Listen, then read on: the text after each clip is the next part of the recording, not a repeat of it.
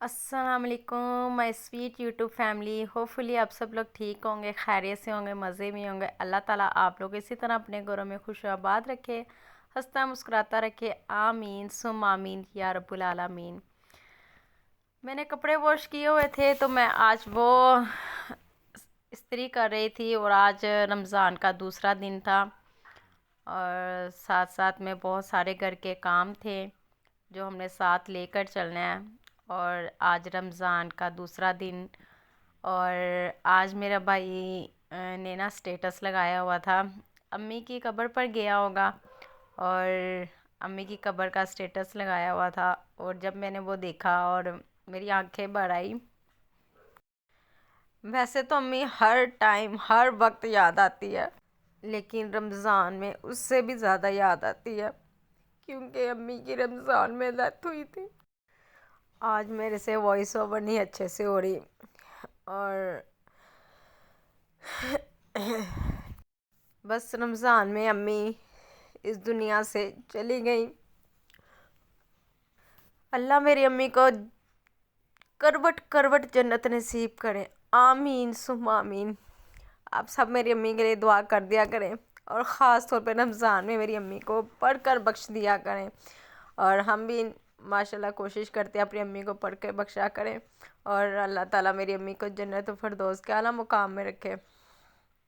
और इंशाल्लाह मैं उम्मीद है कि हमारी माँ जन्नत में होगी क्योंकि मेरी माँ हुई रोज़ों में फ़ौत थी जब जन्नत के दरवाज़े खोल दिए जाते हैं। बहुत खुशकिस्मत है मेरी माँ के रोज़ों में गई और बहुत ही वो इंसान बहुत खुशकिस्मत होता है जो रोज़ों में जिनकी डेथ होती है। और मेरी माँ उन खुशकिस्मतों में से एक थी और बहुत याद आती है, बहुत ज़्यादा याद आती है, बहुत मिस करते हैं। मैंने पिछले दिनों एक वीडियो बनाई थी जिसमें मैंने कहा था कि लड़की को मैके जाने से नहीं रोकना चाहिए, बहू बेटी को। तो मेरी इस वीडियो को गलत समझा गया था, लेकिन मैं इसलिए इस बात को कहा था कि एक लड़की की एक जब वो शादी होकर नए घर आती है तो वहाँ जस्ट होना थोड़ा उसके लिए मुश्किल हो जाता होता है, तो वो पीछे मुड़ मुड़ कर देखती है। लेकिन इसका ये मतलब नहीं कि आप उसको गलत समझ लो। इसका ये मतलब था कि एक घर से दूसरे घर में शिफ्ट होकर आना, उससे उस घर में अपनी माँ नज़र आती थी और अपनी माँ से हर बात शेयर करना और जिस तरह मर्ज़ी रहना सहना। बहुत सी ऐसी बातें होती हैं जो आगे आकर हमें वो नहीं मिलती। तो अब मैं कहती थी वो एक वक्त होता है लड़की का पीछे मुड़ मुड़ कर देखना, फिर एक ऐसा वक्त आता है जब वो जाना छोड़ देती हैं। तो देखिए आज मेरे पर भी यही टाइम आया है कि आज मेरी माँ नहीं है। मैं नहीं जाती, बहुत कम जाती हूँ। क्यों? वहाँ मुझे वो रौनकें नहीं नज़र आती। वो हालांकि मेरे भाई मेरी भाभियाँ बहुत ज़्यादा प्यार करती हैं, लेकिन फिर भी पता नहीं क्यों एक दिल नहीं करता।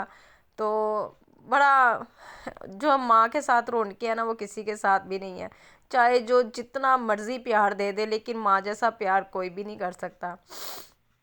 शुक्र अल्लाह का मेरी बहनें मेरे भाई भाभियाँ बहुत अच्छी हैं, लेकिन फिर भी एक कमी फ़ील होती है और वाकई ही वो कमी कोई नहीं पूरी कर सकता। और मेरी सिस्टर बड़ी माशाल्लाह हमसे बहुत ज़्यादा प्यार करती है, वो कमी पूरी करने की कोशिश करती है, वो हमें उसी तरह ही प्यार देती है। तो फिर भी माँ की आवाज़ सुनने को तरस गए हम कि हम अपनी माँ की आवाज़ सुने। लेकिन जिनकी माएँ हैं अपनी माँ की इज़्ज़त करें, रिस्पेक्ट करें, प्यार करें, मोहब्बत दें, क्योंकि ये दिन बार बार नहीं आते।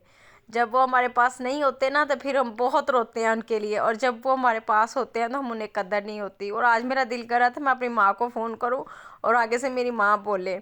और जब मम्मी बीमार थी तो हम इतना फ़ोन नहीं करते थे और मेरी अम्मी हमें फ़ोन करके कहती थी किस तरह की तुम लोग बेटी हो, फ़ोन करके भी नहीं पूछती माँ का हाल चाल।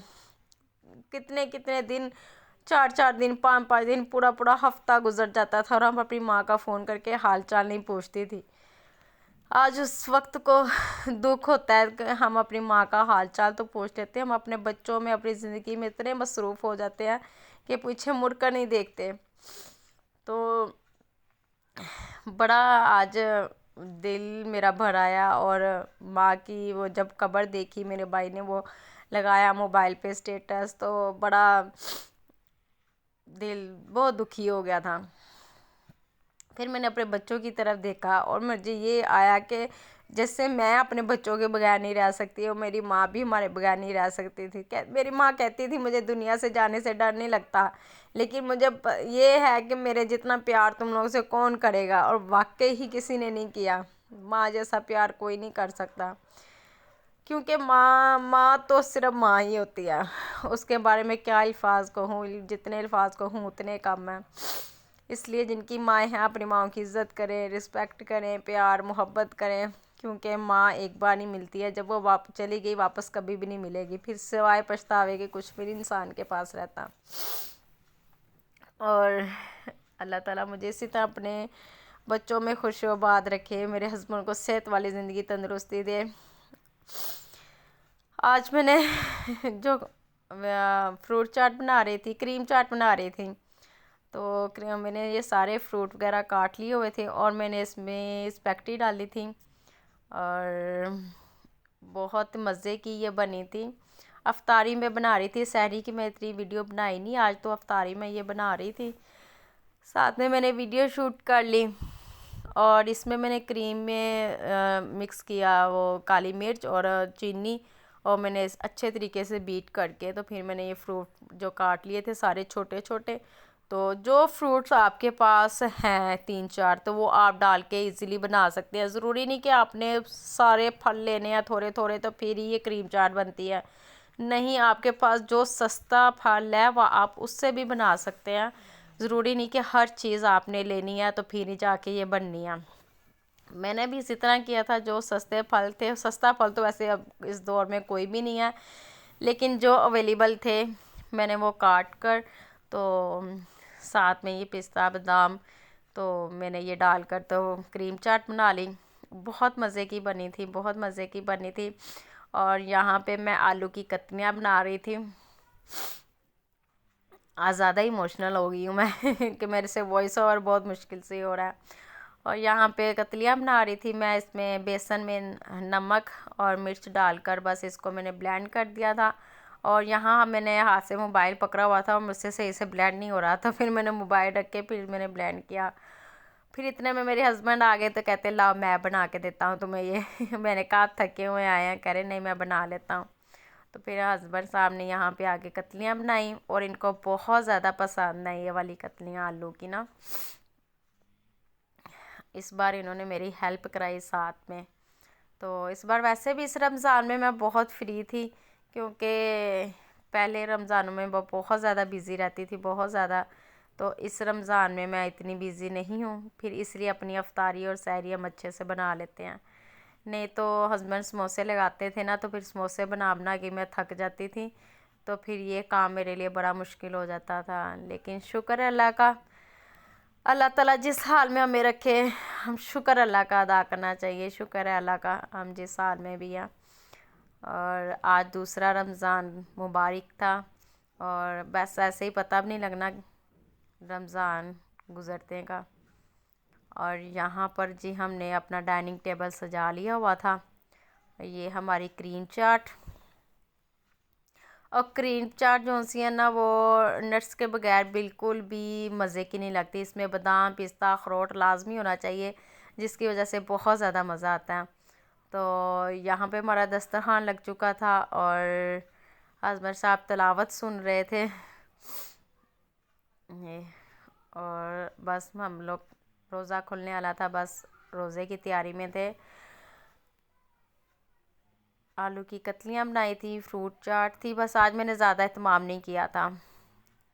साथ में रोटी थी और सालन था, माश की दाल थी, और ये बहुत मज़े की बनी थी, मेरे हस्बैंड को बहुत ज़्यादा पसंद आई थी।